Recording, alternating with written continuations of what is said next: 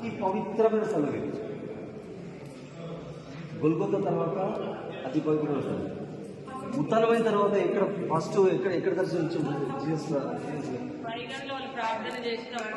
First అద్భుతం first Samaj దగ్గర గొల్గొతా మధ్యలమ్మ దగ్గర. దాని తర్వాత అపోస్తులు ఇక్కడ ఉన్నప్పుడు దర్శనం చేస్తారు. ఇదే హాల్, ఇది ఒరిజినల్ ఇదే ప్లేస్ అన్నమాట. అయితే అప్పుడు తమాస్ గారు ఉన్నారు. తర్వాత ఏమంటారు, నేను చేతులు వేలు పెట్టి నేను పక్కన వేలు పెడితే నేను నమ్ముతాను కదా. మళ్ళీ 3వ రోజు మళ్ళీ వస్తారు. వచ్చి మూసేటే ఉంటుంది, వచ్చి నిలబడతారు. ఇది లాస్ట్ సఫర్ రూమ్ ఇదే, ఉత్తరమైంది ఇదే. ఇది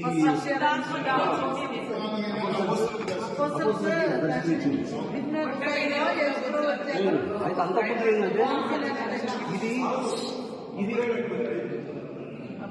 ప్లేస్, ఇది కట్టడం ఇది కాదు, కట్టడం కాదు, ఇది మేడ గది. ఇది ఇట్లే ఉన్నది కానీ మళ్ళీ బిల్డర్ చేసింది ఏంటి మన గోపురం సైడ్ క్రూసేడర్స్. అయితే వాస్తవంగా ఇది ఈ ఇల్లు ఎవరితో తెలుసా? సెట్ మార్క్ ఉన్నారా?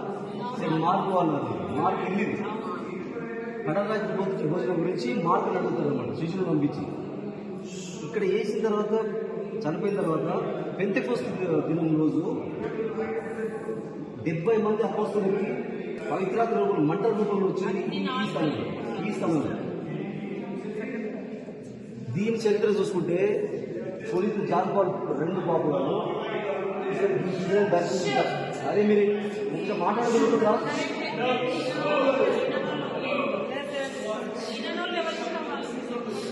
ఇష్టమైంది. ఇది పరిశుద్ధ పాప వారు వచ్చినప్పుడు వీళ్ళకి డొనేట్ చేసింది మనకి, ఇజ్రాయల్ అంటే మన క్రిస్టియన్స్ సంబంధించి. దీని అర్థం ఏంటంటే క్రిస్టియన్స్, జూయిష్, ముస్లిమ్స్ సంబంధించింది ఈ చెట్టు. ఆకులు, పళ్ళు. ఇది ఇంకోటి అంటే దీని వేర్లు వచ్చేసి ఇది కరెక్ట్ మనం ఎక్కడైతే చెట్టు ఉందో దాని కింద డేవిడ్ టూమ్ ఉంటుంది, దావీదు గారి సమాధి. ఈ ఊడలు అనేది డైరెక్ట్ కిందికి దిగిపోతాయి అన్నమాట, దావీదు గారి సమాధి లోపలికి. అయితే ఇదేంటంటే ముస్లిమ్స్ క్రూసేడర్స్ తర్వాత ముస్లిమ్స్ ఆక్యుపై చేసుకుని దీన్ని మస్జిదే చేశారు. మీరు ఇక్కడ చూడండి, నేను మీకు అది మోక్షారోహణ దగ్గర చూపించాను. మక్కా ఇటు సైడ్ ఉంటుంది అనమాట. వాళ్ళు అప్పుడు ఇక్కడ మసీదుగా వాడేవారు. దాని తర్వాత మళ్ళీ వీళ్ళు క్రూసేడర్స్ అంటే పోప్ గారు వచ్చిన తర్వాత